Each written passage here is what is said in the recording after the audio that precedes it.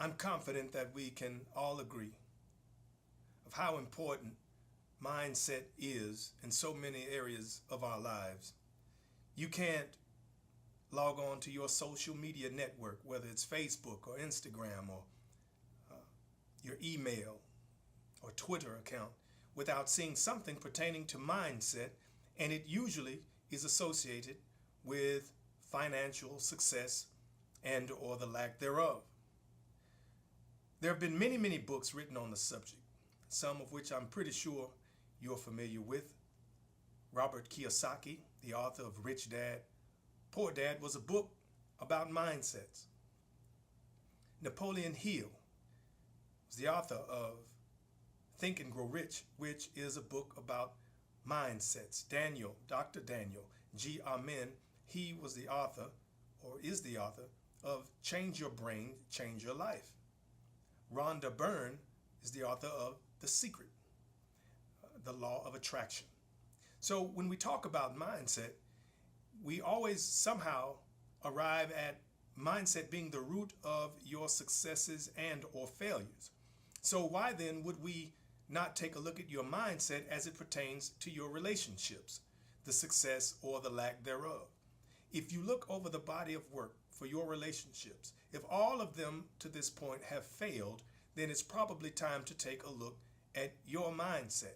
It is unrealistic to think that everyone that you have ever met had something wrong with them without thinking that, in fact, there's probably something not right about you for allowing these defected individuals in your life time and time again.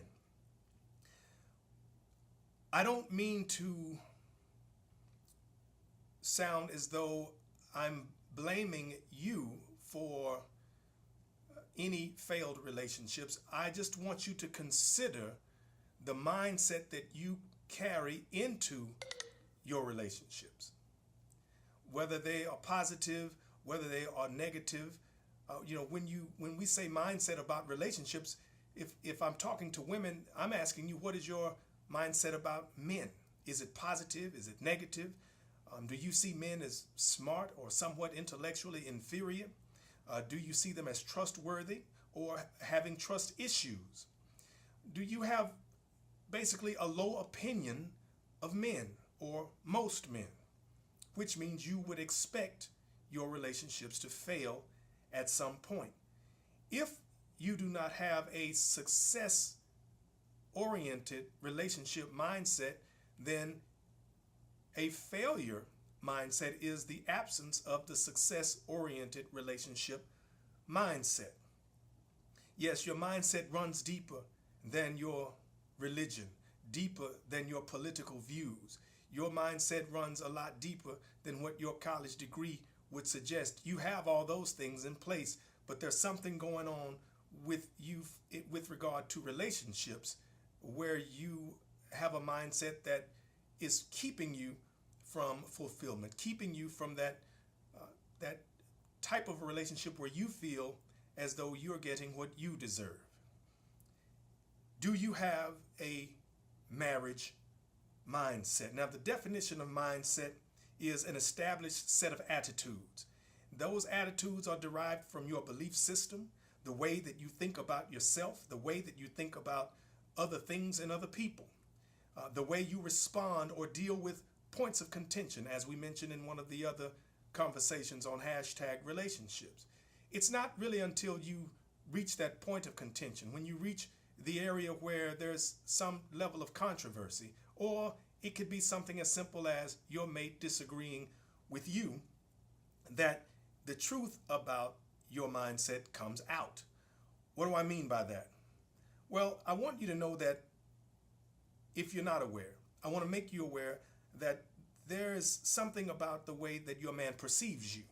That if you become, as you put it, cray-cray, and I will get to that in a minute, because you're becoming frustrated and upset and you're just about ready to go off, where you're not going to change the other person, you're going to change the perception that the other person has of you. So it's not until we reach a point of contention, it's not until there's a disagreement on the table that what's at the core of your mindset is revealed.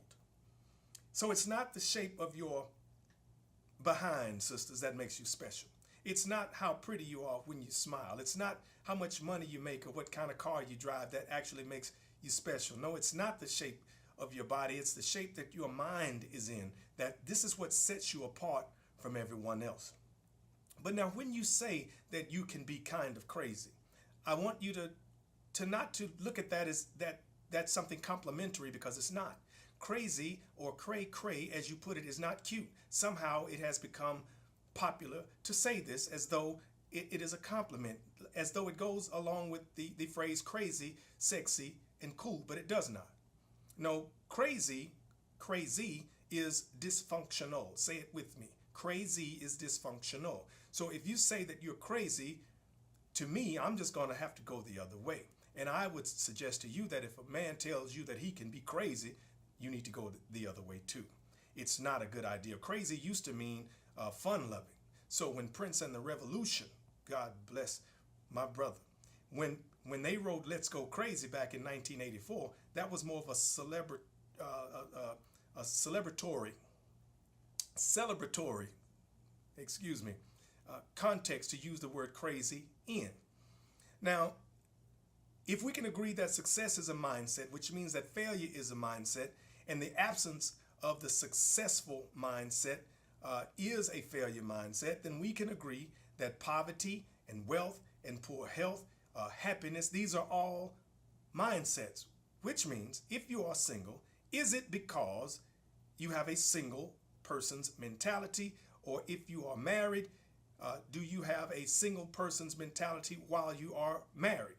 There are people who got married before they developed a marriage mindset. There are people who found themselves in relationships before they developed relationship mindsets. And so if the relationship mindset is not developed in time, if the marriage mentality or mindset is not developed in time, then it's not a matter of if, but when the relationship fails.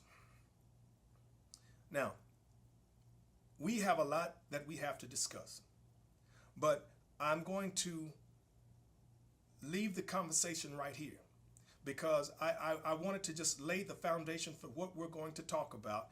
And I'm going to give you a classic example in part 2 of what happens when someone disagrees with you, more specifically your mate. How do you respond? And I'm going to give you an opportunity to take a look at what type of mindset that you have and potentially what type of mindset that you're dealing with your mate.